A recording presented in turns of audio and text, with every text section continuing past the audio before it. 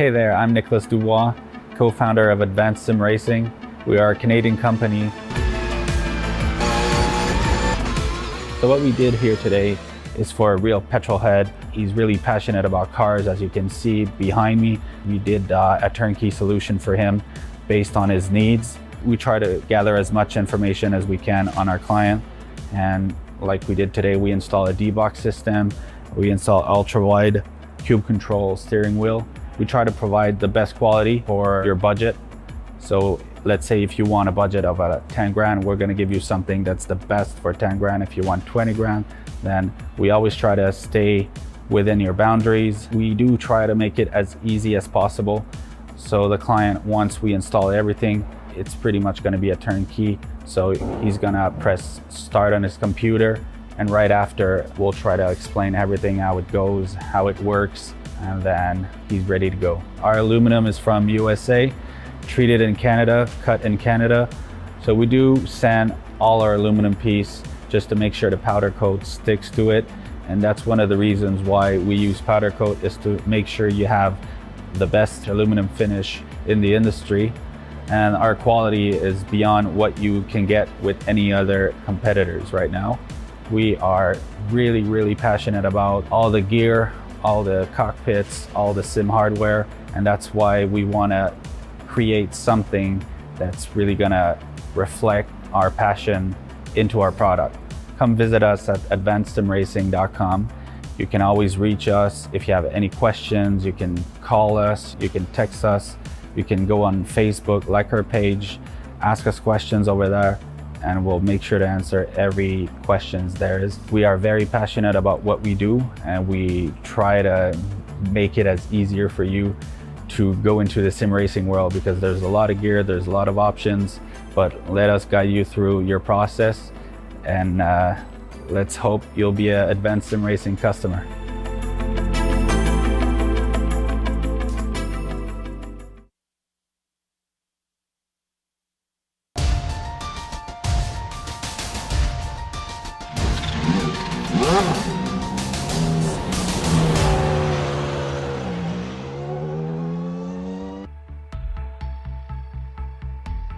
An action-packed round 2 left both series with plenty to talk about. It's not been easy for either the pros or the AMs, each dealing with plenty of variables in the races. This week is likely to be no different considering the track selection. Let's see how it pans out as we get ready to watch round 3 of the PRL Formula Series, and you'll see it all live here on the Global Sim Racing channel. Hi, I'm Joe Peak, and with me in the booth is DJ Clark. Behind the scenes is our director, Sean Ambrose, and he's using cameras provided by Dougie Beard. First up for the amateur class is the quickly popular Hockenhiem. It's one of the latest additions to the iRacing service, so let's head to our track guide to learn more.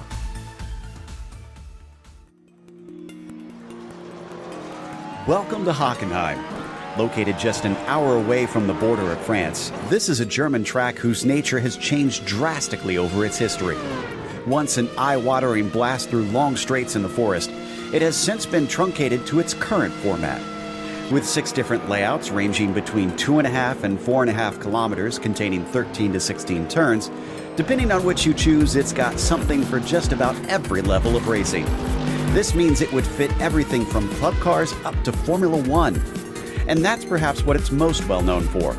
One of the regular hosts for the German Grand Prix, it has been the scene of multiple dramatic moments, some triumphant, some tragic. Its redesign in the early 2000s gave it a few well-placed overtaking spots. The Parabolica entrance can create a good sneak attack, but even if you don't get it done there, the huge run towards the tight and slow Spitz curve is the place most well known for overtakes. If neither of those work, on rare occasions, Mercedes Corner can see drivers manage to pass one another. While the straights certainly aren't as long as the old version, it still requires a good deal of top speed to be competitive. But driver beware. Throttle control can often make or break your lap on the latter half of the circuit. All in all, German race fans can be assured to find great action no matter your tastes in racing at this fantastic venue.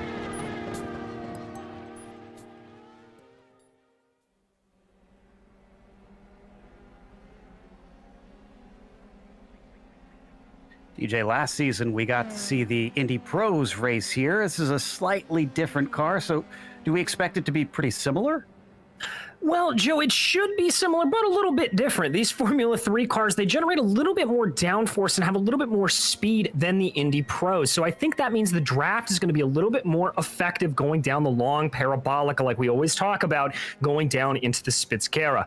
Now, that is the prime overtaking opportunity, but as we've seen in everything from GT to open wheelers when we come here, the Mercedes-Benz Arena section is ripe for overtaking, and we've even seen a couple of very aggressive drivers throw in a pass into the Mobil 1 curve.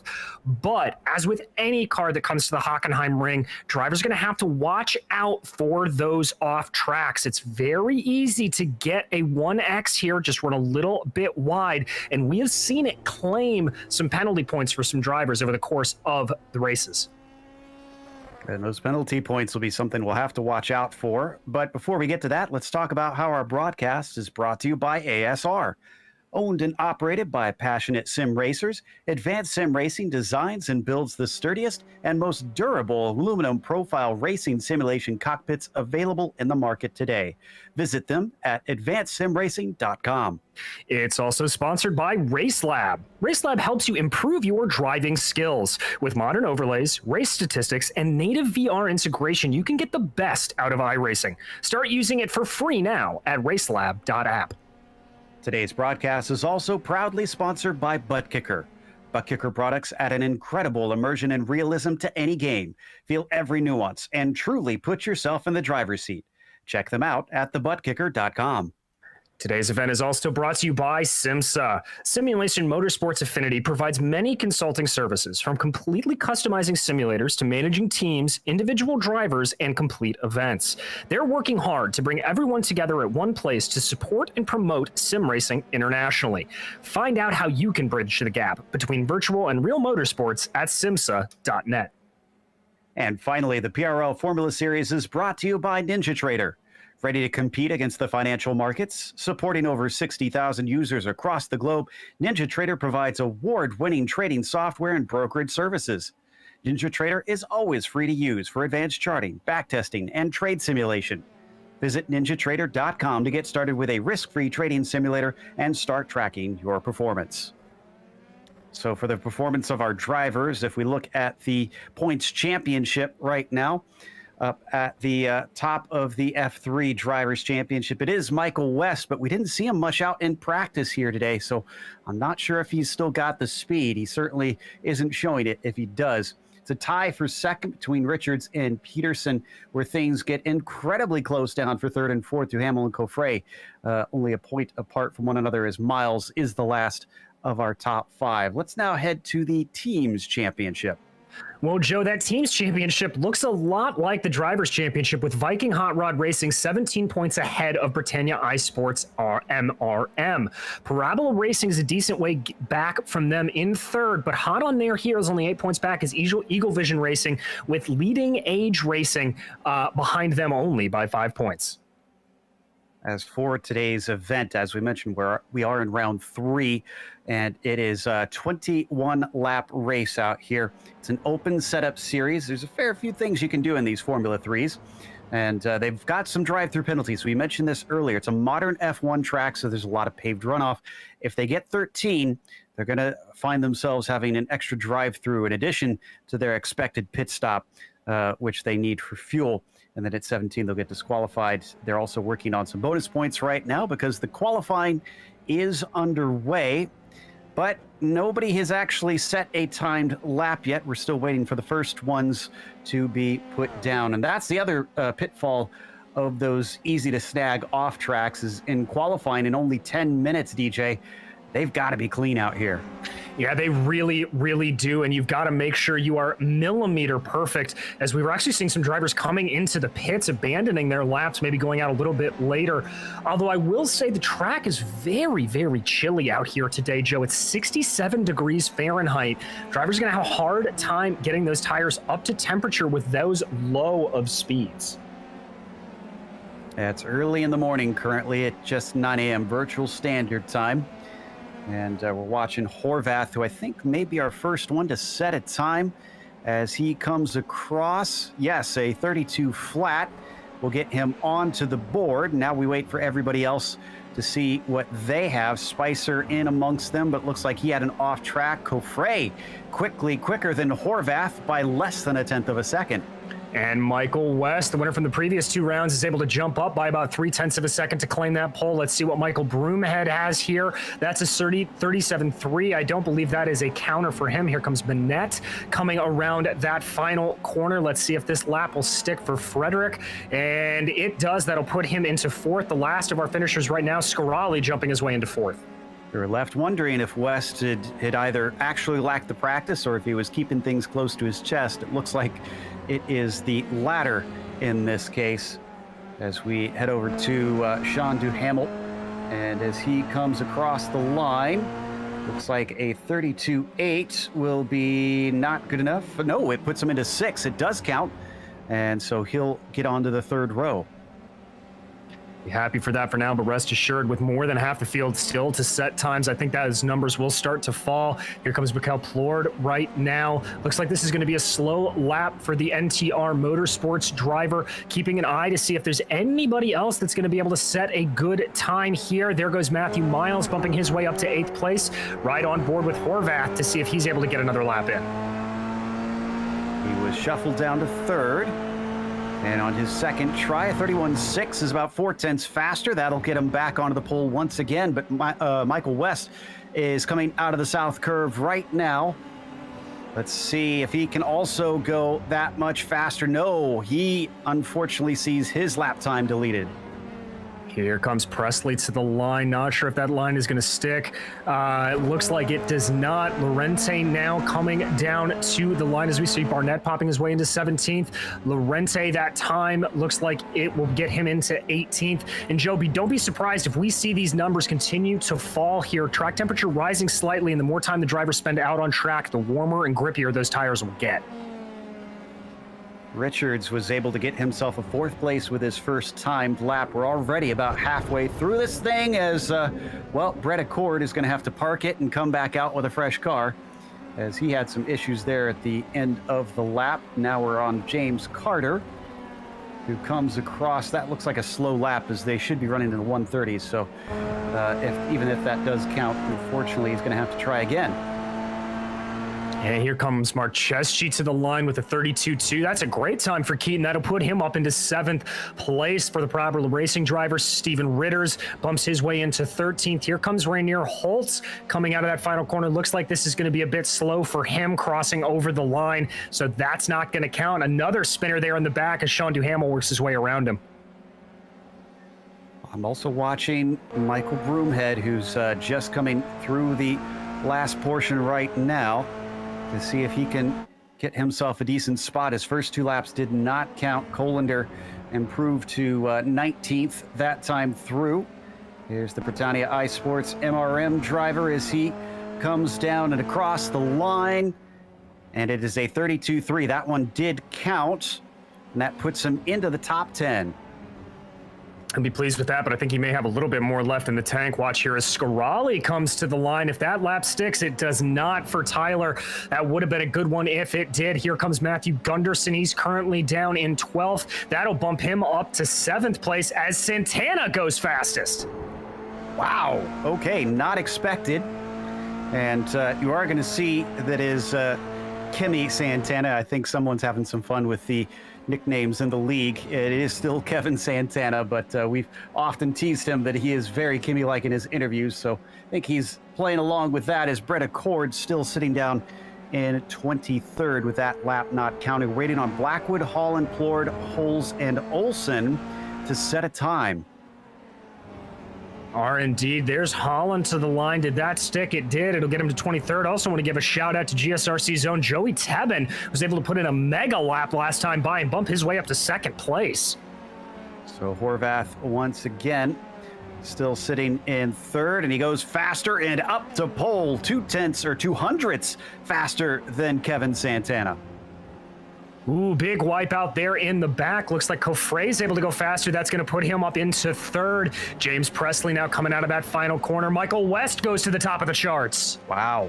You mentioned it earlier. It's cool temperatures. I wonder if the drivers really have to stay out there a while to get the tires into the optimal range. That's what I'm kind of thinking it is. There is Richards bumping his way up to P3. Yeah, Joe, the longer these drivers are out, the lap times just seem like they are falling and falling. Scarali bumps his way up into 6th. Figueroa as well into 2nd last time through. So Santana, looks like that one didn't count, but he's still out and running, and this will probably be his last lap as he just crossed after a single lap's time left. Yeah, there you see Lorente unable to improve on his time. Here is one of the 2 drivers remaining to set a time. This is Donald Olson, Viking Hot Rod Racing. He's going to come over the line. I don't think that's going to count for him, so he's going to have one more crack at the apple here. Brett Accord able to move his way up to 25th. James Carter 32nd as he went across the line. Plord and Holland are up next. Plord actually got a time in before. This one not an improvement, as Holland also suffers the same fate. And then Miles is the next by and doesn't find a time. What about Aaron Law? That's an improvement, up to 27th. Good lap there for Aaron. Looks like Nick Horvath is making his way into the pits here. He's going to call off his final lap. Here comes Andy Spicer. Is Spicer going to be able to improve? Doesn't look like it. They're about 7/10 off of his best time. West did not count that time. Figueras did, but it wasn't faster for him. Presley, and we're watching Marcheschi here. Ooh, that was an outlap for him, so he might not even have the tires up to temperature that time by, as Christopher Richards now jumps into the front row. Great lap there for Christopher. He's going to be very, very happy with that. Watching as these times tick down, there is the checkered flag. Blackwood finally able to put a time on the board. That'll get him up to 33rd. Here comes Robert Ridgway. Ridgway's able to improve, and that's going to put him into 5th place. Wow, things are ever changing out here.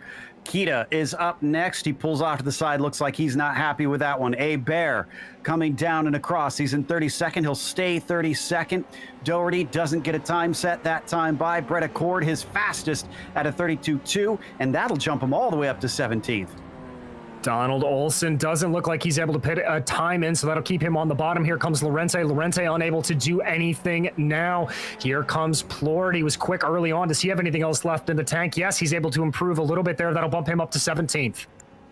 Law goes off track in the final corner, so that one certainly won't count for him. What about Duhamel? Only his first lap counted. He's really going to have to go quicker than this. He usually has much better pace than 27th, and it's a 32.4. A 4/10 improvement will only get him into 21st.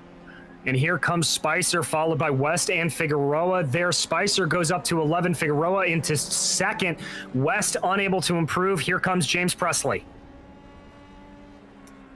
So looks like he will stay in 10th with that one.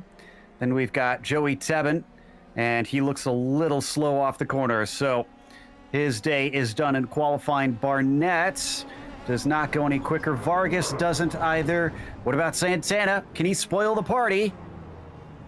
Looks like no, he cannot. He'll stay in 4th. And I think that is everyone.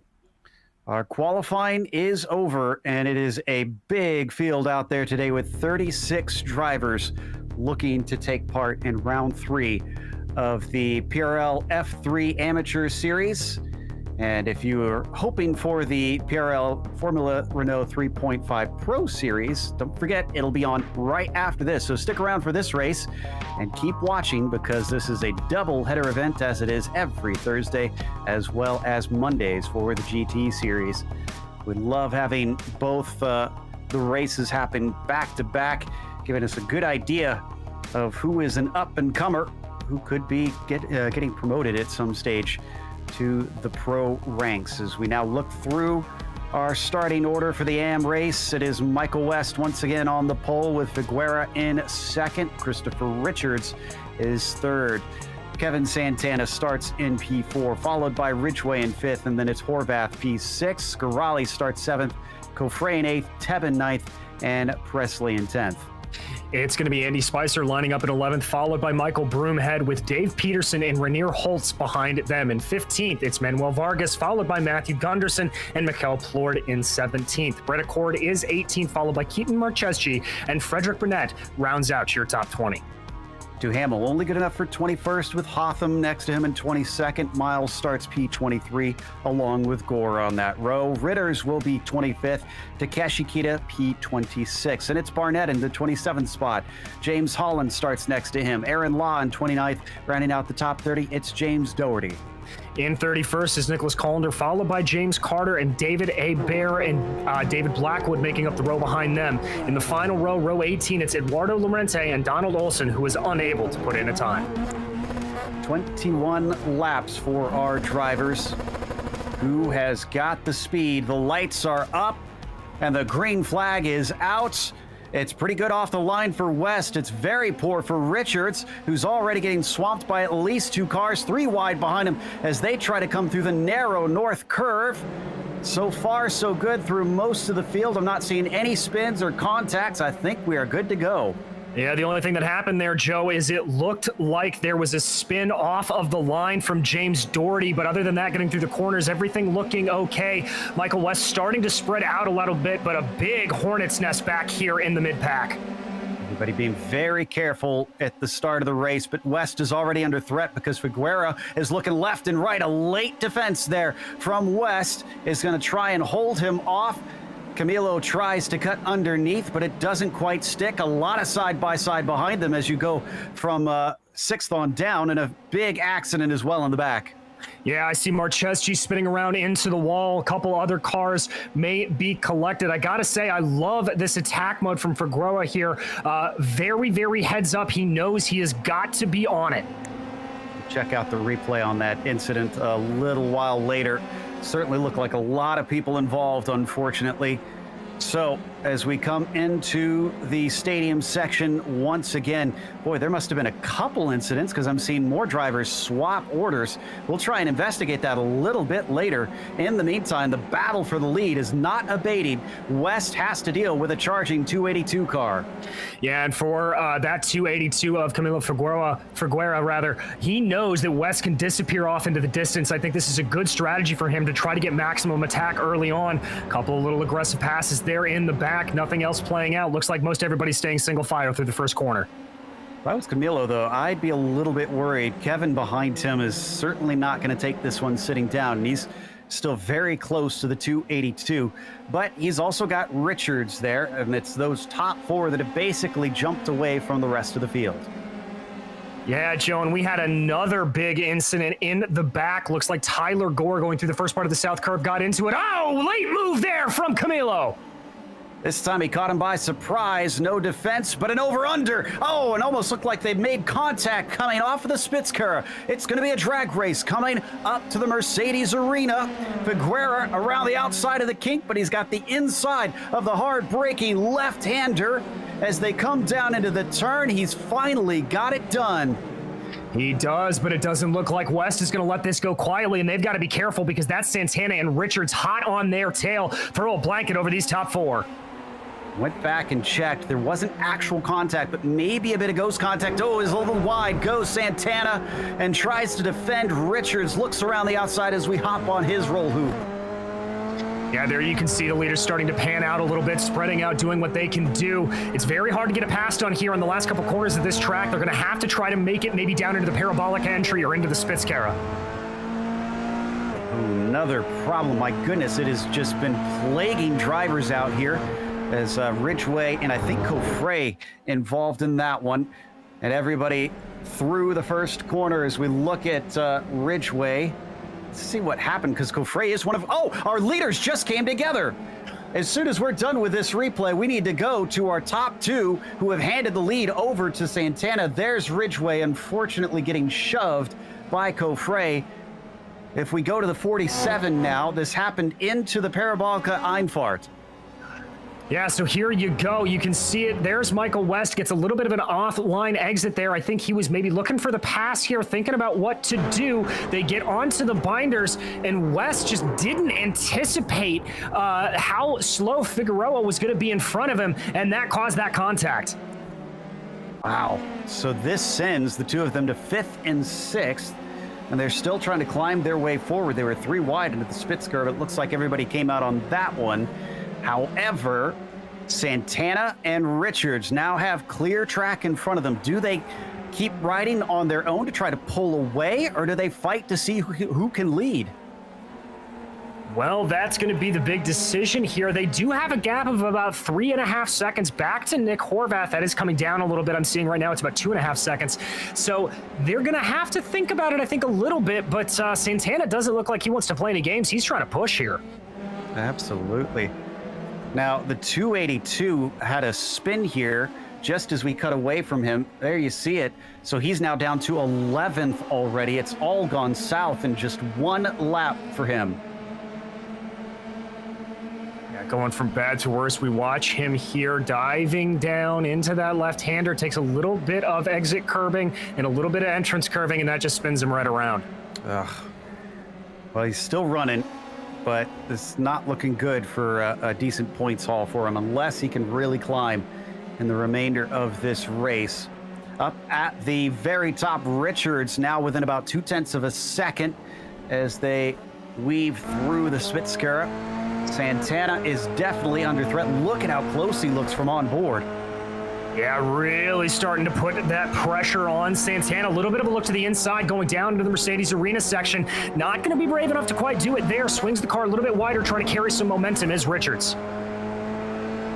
Had an issue with Peterson. Now, he was one of the only two drivers, that finished within the top 5 in the first 2 races as both of our leaders go wide there. West and Richards. I was thinking Peterson was who I was talking about. Peterson were the only 2 that finished within the top 5. And there you see him into the stadium section right now. Where did he wind up after this? Looks like 12th place. Yeah, so that's not nearly as bad as we've seen out of some of these other drivers as Santana, then Richards immediately swapping over fast slaps. So that battle in front continuing to be there good. We continue to watch Dave Peterson. Interesting to note, that is Figueroa there right in front of him. Well, the stewards got a bit of a vacation after last round as there was no protests from the drivers.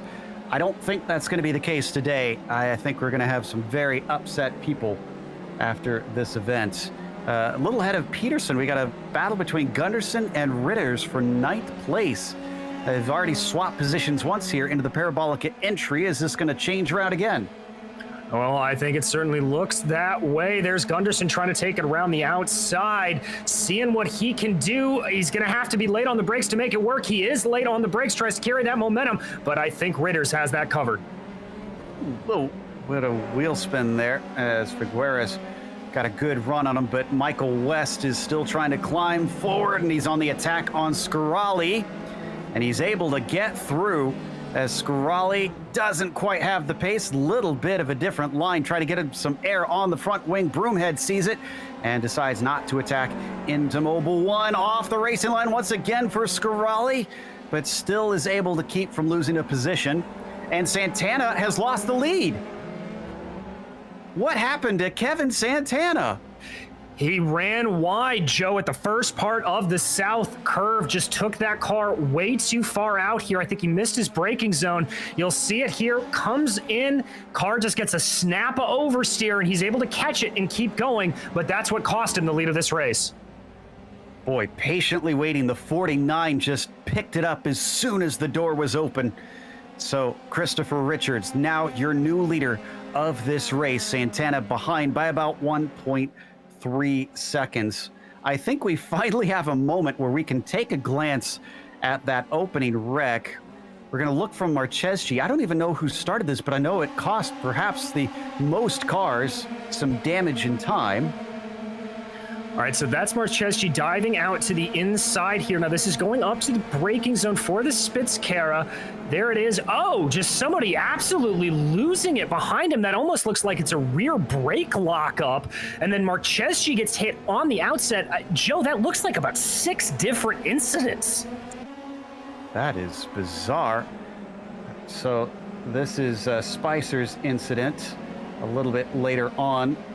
So it wasn't just that big one down to the Spitzkara. He starts to spin, and unfortunately others are going to have to take avoiding action. Although, thankfully, it looks like he managed to keep from making any contact. Oh, Richards has had a problem, Joe. a big problem because Tebben is through as well. This he happened. completely lost it. Yeah, so this is it going down here into the Mobile 1 curve. I'm not entirely sure what happens here, Joe. It just looks like he loses it coming around the Sachs curve. Spin it up. Yeah, looks like he went off into that that little AstroTurf area, and unfortunately lost control in the process. So Santana gets the lead back. Behind him, it is quite a battle between Broomhead, Horvath, and West here. Looks like that is Broomhead who's going to get into 5th place. I wonder if there's some damage on West's car, because he looked very slow in a straight line down the Parabolica. Horvath now fighting side by side in front of him as he and Broomhead are going to come into the Mercedes arena, and almost looked like they were going to come together for a moment, but everybody is able to go through. So your order is Horvath 5th, Broomhead 6th, West 7th, and now they're joined by Presley and Ritters.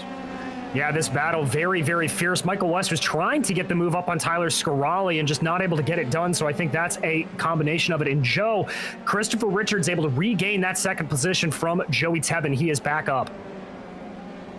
Yeah, but he's got 5.5 seconds to go to get up to Santana. That's a much bigger margin than Kevin had to try and do, and you can see just set the fastest lap of the race. So we come onto the front stretch now with this group that we've been watching. Marcheschi just pulling out of the way and letting them through. A few going very wide there. That was Broomhead taking plenty of the paved runoff.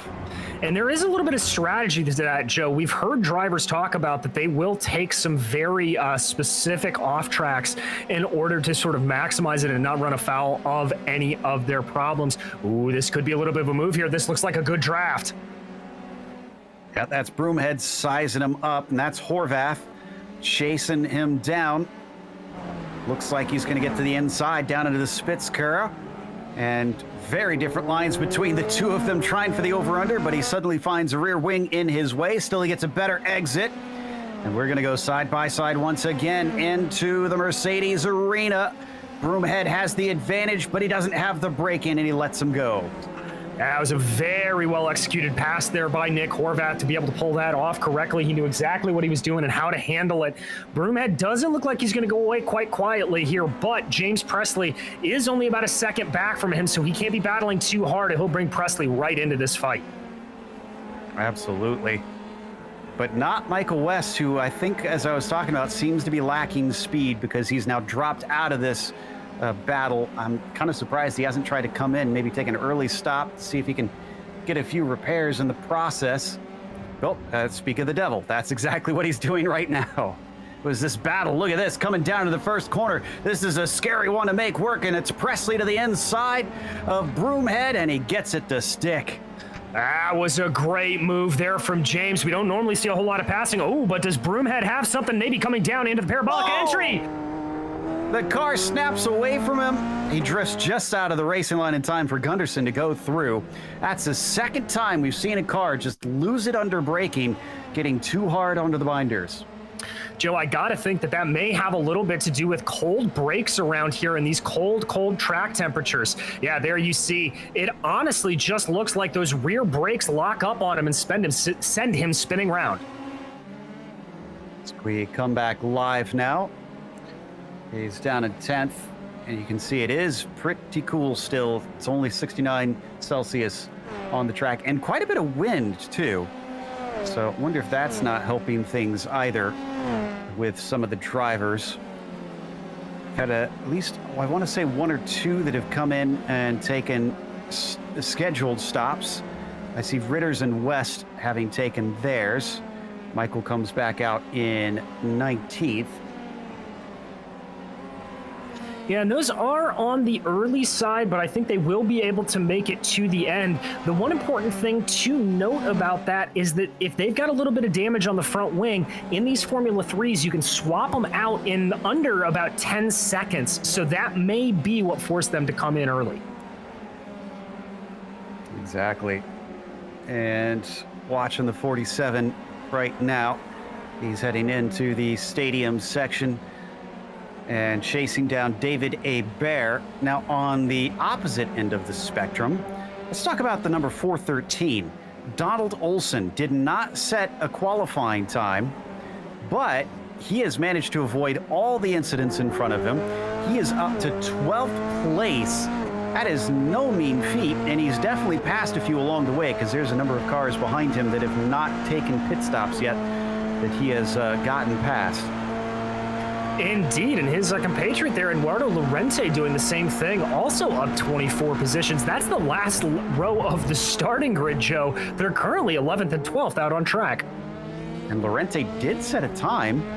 Let's see. Yeah, he put 2 laps in, so it had to have been at least relatively close to his pace, I would think. So Lorente seems to be a much better racer than a qualifier, at least as today shows.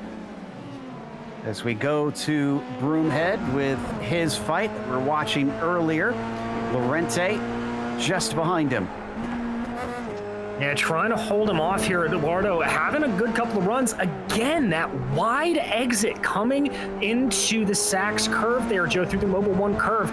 It looks like it's costing Broomhead. I'm not sure if that's a setup issue for Mike or if that's just something that he likes to do there.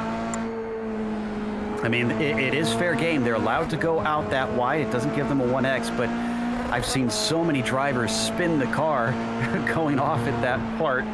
So I certainly wouldn't want to attempt it if it was me, but, you know, if you can make it stick, then why not?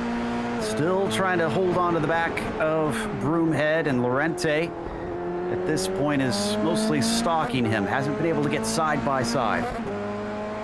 Yeah, indeed. Let's see if coming off of the parabolic entry, he's able to get a little bit more of a run here. Trying to get into those tire tracks is Eduardo. You can see the speed difference as he picks up, going down that long parabolica. Closes up again under braking, but not nearly close enough to make the pass. Still gets somewhat close to him. Could have a chance with the slipstream here because he's going to be tugging along all the way up to the Mercedes arena. He thinks about it. He's going to try and get his nose in, but doesn't have the braking to make it happen. Still, Lorente now starting to get a little bit more aggressive on Broomhead, showing his nose, making an appearance in the mirrors just to see if he can shake him offline. That's a good strategy. Again, that wide exit coming out of the Mobile 1 curve. Looks like Lorente is having a little bit more pressure here, putting a little bit more of it onto Mike Broomhead, but this is a pretty fast and flowing section, Joe. There's a lot of aero wash coming off the back of that number 5 purple and black machine, so Lorente just trying to hold in the best he can. Aaron Law ahead of them, the latest driver to come into the pits. And that's actually worth noting because we are past the halfway point, so we might see a few more drivers, at least towards the back, we expect, attempt an alternate strategy. Law had a very short stop at 4.5 seconds.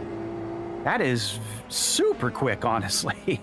Yeah, I mean, I don't think any drivers are going to be taking tires out here with especially as cool as the track temperatures are, although the sun did just poke its head out from behind the clouds, so expect the track temps to rise a little bit. But more than likely, no tires taken, but that is by far the fastest time we have seen in the box thus far. Once again, Lorente getting close, but not close enough. Both of them experiencing some wheel spin off the corner as they start to get it wound up. Last time, Lorente showed himself. Is he going to do it again? And has he learned anything about braking a little bit later? No, this time he doesn't even put himself off the racing line. So he'll remain in 10th. Will either of these two maybe try and duck in this time? We'll find out pretty soon. Well, the one thing that they are going to have to keep in mind is where they come out in terms of traffic. They don't want to get held up by a lapped car, but at the same time, you also don't want to be running in that second sector without a car in front of you to pull you along. So it's a little bit of a catch-22 when you think about it that way. Oh, Broomhead taking a big chunk of that sausage curb that caused a little bit of wheel spin there. This could be game on for Eduardo Lorente. He's very lucky that it didn't wind up like Santana's incident where he just went wide and gave up the spot. In the meantime, Presley also pitted behind them. So that's another one of our mid-packers starting to execute on his strategy. You can see him trying to find his pit stall. No, he's already out of his pit stall. The pit stops are just so quick today. You can blink and you miss them. Yeah, indeed. That's about the second fastest stop I've seen today. Oh, we're going to go to Gunderson and Peterson as this battle looks like it could be heating up a little bit. Didn't already see Aaron Law in the pits once? Yeah, Law's in for a second time. I wonder if he sped in the pit lane. Oh, no. Well, with 9 laps to go, he's got very little time to try and make up on this massive penalty that he's accrued as Gunderson, who we ride on board with Peterson, rather, chases Gunderson. Yeah, indeed. Now, this is that section that I talked about. There's a lot of dirty air coming off the back of the car, so he's definitely having to compete with that right now, trying to follow behind through the Sachs curve, doing a relatively good job. The gap relatively stable here at about 0.6 of a second. Not letting him get close enough. And they're just ahead of the battle that's breaking up because Broomhead now decides to pit. Okay, so number 5. Let's see if he'll be able to exit before Ritters and Presley. So there's Ritters in the 66. Broomhead still looking for his pit stall. And Ritters is coming up upon him. No, oh my gosh. That's a drive-through. Oh no. Oh my goodness, Joe, that is exactly what we talked about with those increased incident limits. Absolutely disastrous race here from Michael Broomhead. Well, that battle is now done. Lorente can claim victory on that one, as long as he doesn't also wind up getting a drive-through penalty. So the 5 back out and has been slotted into the 13th. He still has to take a pit stop for fuel, so he's going to lose yet more positions from here, unfortunately. Wes going to get at least one spot back, having lost them himself with an early incident, but he's finished his pit stop. So he's trying to take those repairs early to see if that gets him more speed than he had before. I'm looking at the lap times, and yes, actually he's significantly faster by about 3 seconds a lap, so he made the right decision. Yeah, very much so. I think there was some definite damage on that car, but we've got pitters up front, Joe. Looks like Horvath and Peterson both diving into the pits. You are correct. So looks like Holt's also going to join them. Still plenty of others who are staying out. Holt's now looking for his pit stall, and he was very, very slow coming up towards it. Wonder if he's going to lose some time in his overall pit sequence because of that. Horvath returns in the 9th spot. Nope. Looks like Holtz had a comparably decent pit stop time. He's back out in 14th. Yeah, and it looks like Michael Broomhead here actually coming in to the pit stall at this point. But we're going to catch up here with our leader. This is Santana, still holding on to a pretty sizable gap over Christopher Richards at about 6.2 seconds. Has yet to pit, but Richards is in the same boat, and Tebben, who is still behind Richards, has only lost about 3.5 seconds. He's keeping him honest. If Christopher makes another mistake, Joey will be there to snatch it up and get his second podium of the season. Indeed he will, but all eyes continue to be focused on that 666 of Santana. We've got another pitter here, Joe. Tyler Scarali coming into the pits from 4th place. I believe that was close to Horvath, was he not? Gunderson also pits in. Lorente joins as well. So the 382's just out of the Sachs curve down into the south curve now. And Scarali's in his stall. Decent stop at about 7.3 seconds. I think he's going to be out ahead of him. Yeah, he's got Horvath pretty well covered there. Waiting for that gap to stabilize here right now at about 4 seconds, it looks like. So definitely a good run there for Scarali, who actually had a longer pit stop, but was about in flag to flag the same. Okay, so now we're just waiting on a Bear and Carter back in the mid-pack to stop. Santana, Richards, Tebben, and Donald Olson. 36th to 4th. Holy cow. Here's the number 60. Now, he does need to stop. He's going to hand a few of these back. I'm pretty sure he's within the top 10, though. I think he will be pretty safely. Does look like, Joe, though, we had a little bit of a coming together through the first corner. This was, I believe... A Bear? Yeah, it was a Bear, and I'm trying to figure out who the second car was. That was Duhamel. Was it Duhamel? It was Duhamel, yeah. He was the one that pushed him around. And, boy, Plord was the one that actually avoids it. He was the number 27. You're going to see him just fly through this mess and barely pick. I mean, this was a thread the needle. There he goes. Woo-hoo. Oh, that man's going to need a new change of pants before he gets into his next race. That was a close one. He doesn't even need to dab the skeleton on his nose. Is doing it for him. Here's his view one more time. Ah, perfectly done. Olsen is in now. Oh, I may have been a little overambitious as he's fallen out of the top 10 here in a second. Ooh, and Michael West just set the fastest lap of the race. That is worth bonus points here. Well, that'll be valuable to West on a day when he might wind up dropping this one, depending on the sort of season he has. If he can have a season where a 7th is a drop race, and he'll feel pretty good about that. But then again, we also don't know where he's going to wind up in regards to Santana and Richards once they stop. Well, Richards is pitting right now. As is Santana, Joe. And so that is going to be the one to figure out here where everybody's going to shake out. Joey Tebben, he's already taken his stop. So yeah, West should be well back behind all three of them. So I think 7th place is where we're going to see West wind up. Santana in his stall. Richards now finding his. Is Tebben going to get anything out of it?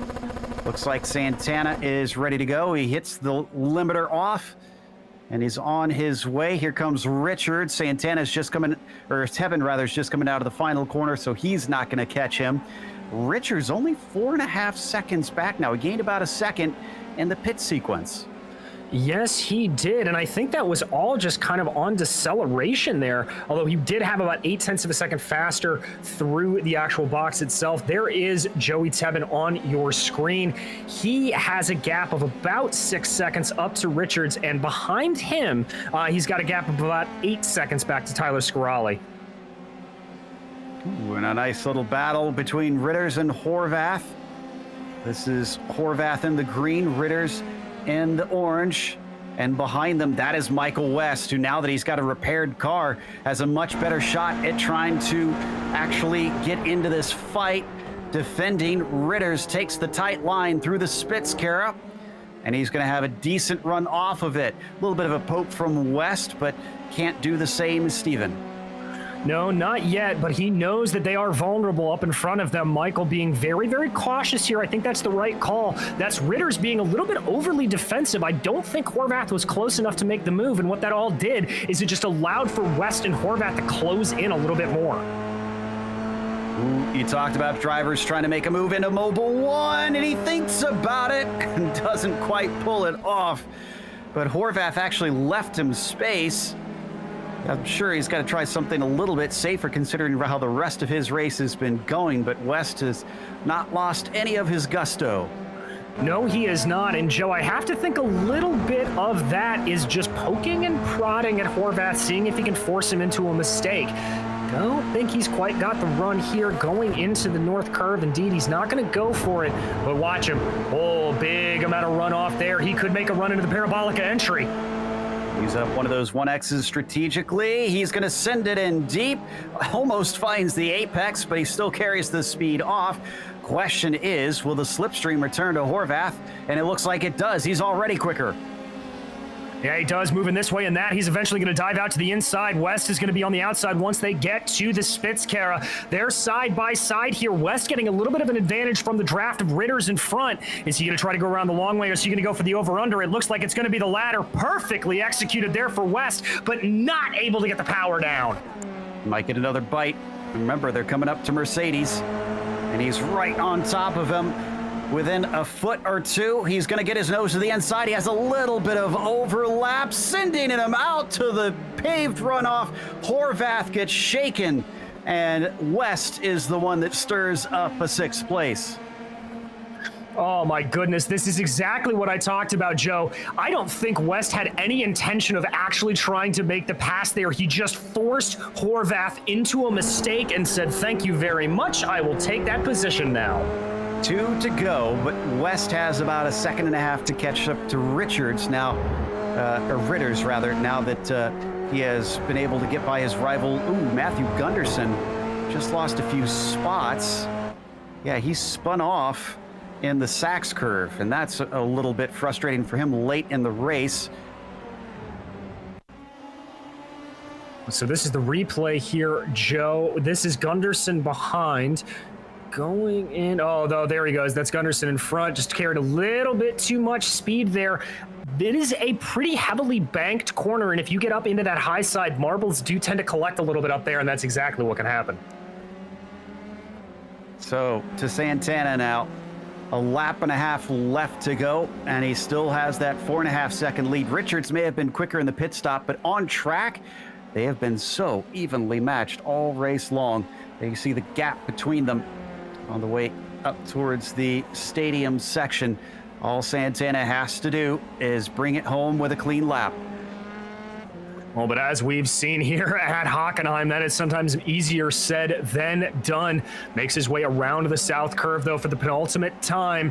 Does Kevin Santana. One more lap to go here in Germany. For those curious, Lorente and Olsen, who came up from the very back row, Lorente's 10th, and Olsen is 13th, so a mighty climb for the pair. So we watch the red 666 of Santana send it into the parabolic entry.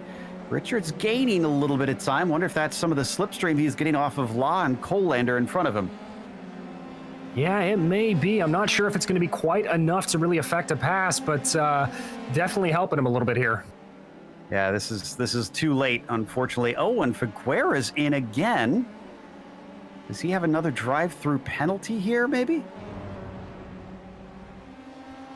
Potentially, if I remember correctly, he had a stop and go earlier, so this may be an incident-induced drive-through. Yeah, drive-through. He's continuing on by. So he was deemed a naughty boy by the stewards. As we take a look at Ritter's, who's only got 0.8 over Michael West now, but this is, gosh, half a lap to go. I don't think that West is really going to catch him realistically unless there's a mistake from Steve. So Kevin Santana, we got a new winner. First 2 rounds was the same driver with Michael West, but Kevin Santana, who has loved to play along with the joke that we call him Kimmy, well, he's got speed like Kimmy, as the 666 wins here at Hockenhiem. A great solid run there for Santana. Behind him, Christopher Richards able to cross the line in second, jumping up and down the order. And here is Joey Tebben crossing over to take that final step of the podium. He should feel proud of himself there. He may have had more help once again with cars spinning, but he's had the speed both times to snatch those up. Ritters gets 5th. West settles for a 6th today, wondering what could have been, with Horvath coming in behind him.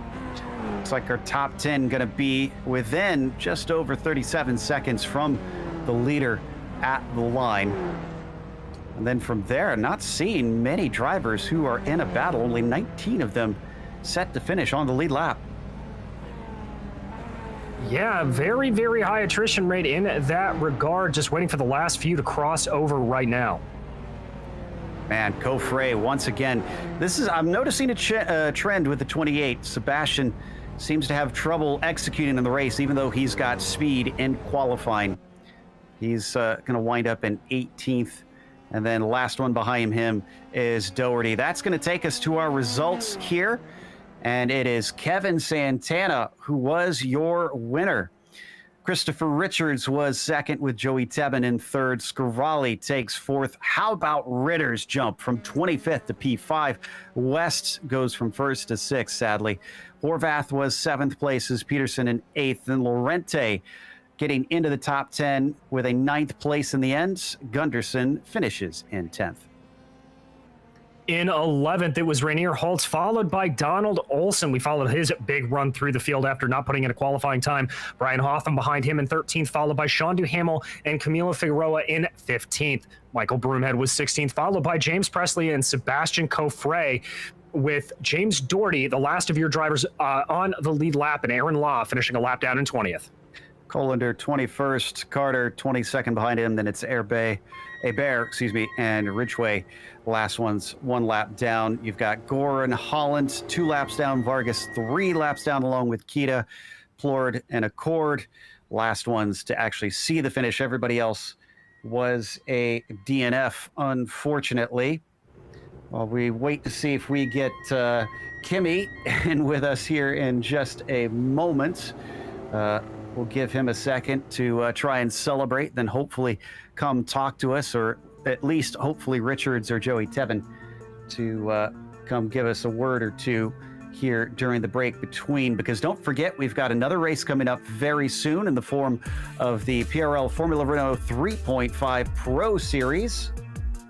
So again, the doubleheader is only part way through at this stage. DJ, that one was a little messier than I anticipated, especially based on what we saw in the first 2 rounds. Yeah, it did get a little bit more battly than we would normally expect from this series, but it's kind of what Hockenhiem tends to throw up. It's a very, very tricky track. There's a lot of areas that you can make a mistake, and we saw a lot of drivers falling prey to that. And I also think a big problem with it was those low track temperatures. Looks like we got our third place finisher, Joey Tebben, going to talk to us real quickly. Joey, you did it again. You started 9th, you climbed up a number of spots and finished 3rd, but I have to say, it looked like you did have pace, even if it wasn't for those drivers who fell afoul. Joey, do you have a copy? Well, looks like when he's not commentating, he's a little bit shy of talking on the microphone. Give him a second here. Joey, do we have you?